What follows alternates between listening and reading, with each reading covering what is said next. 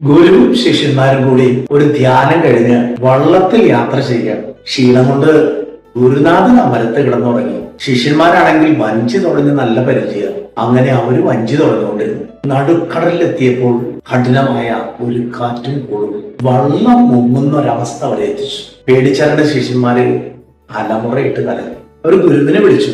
ഈശോ എഴുന്നേറ്റ് കാറ്റിനെയും കടലിനെയും ശാന്തമാക്കി.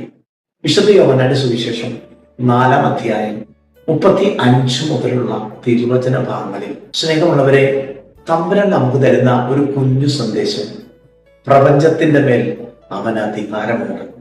ഈ അധികാരിയെ നമ്മുടെ ജീവനോടും ജീവിതത്തോടും ചേർത്ത് പിടിച്ചാൽ ഒരു കാര്യം ഉറപ്പ്: ഒരിക്കലും നമ്മെ ഒരു പ്രപഞ്ചശക്തിയും തകർക്കില്ല. അവന്റെ കരം എന്നും നമ്മുടെ കൂടെയുള്ള. അതിന് അവനെ നമുക്ക് എപ്പോഴും വിളിച്ചുണർത്തി നമ്മുടെ കൂടെ കൊണ്ടുപോകണം. അതിന് നമുക്ക് പരിശ്രമിക്കാം. ആമേൻ.